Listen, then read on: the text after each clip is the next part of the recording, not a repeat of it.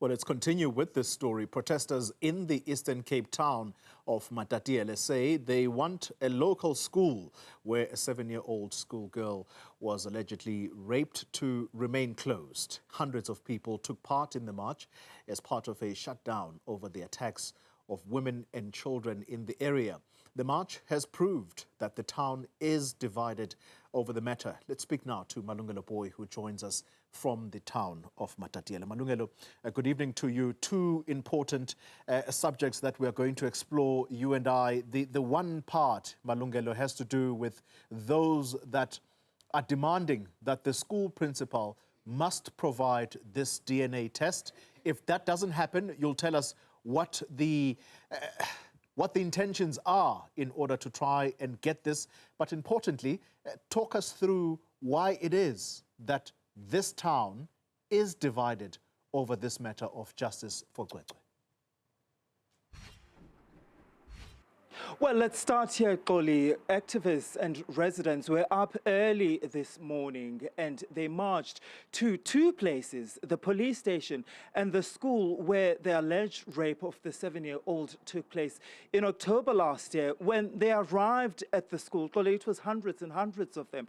When they arrived at the school, in fact, they were demanding that the school principal should actually be forced to provide the DNA and that the school should remain closed until that actually happens. What was interesting, Goli, was that inside the school premises, there were also some parents who described themselves as concerned. These are the parents over the weekend, Goli, that met for the first time and discussed this issue that occurred at the school last year. These parents are saying that they are in solidarity with the family of this little girl and that they are concerned about these allegations that this rape occurred at the school. But what they don't agree with, Koli, are the calls for this school to essentially be closed altogether because they're saying that will actually disadvantage their children. But they're also saying, Koli, that this entire issue, the naming of the school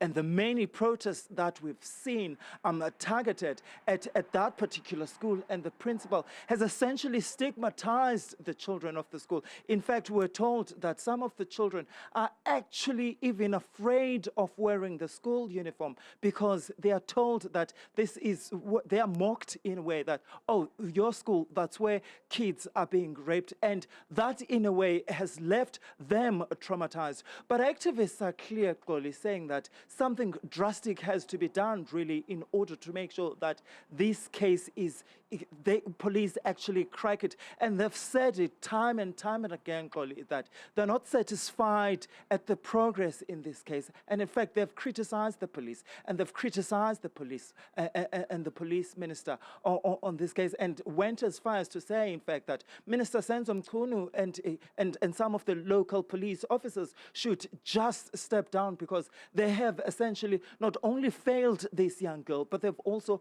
failed this community. Koli, this community is actually a community that has seen a number of cases like this. Yesterday, we were also in another community in Maluti where we were told about a rape of a 6-year-old boy that also occurred at a school. Koli?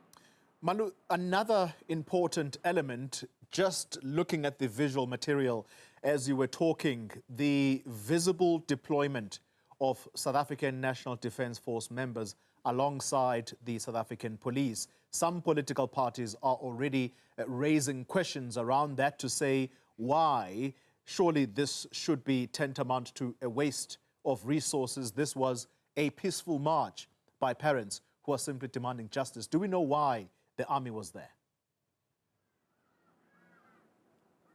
Well, the South African National Defence Force, Koli, has not issued a statement saying why the soldiers were there. But let me tell you this, when we first saw them just before 7 o'clock this morning, they were in 3 vehicles and they were being led by the police car that was in front of them. They first drove past the school.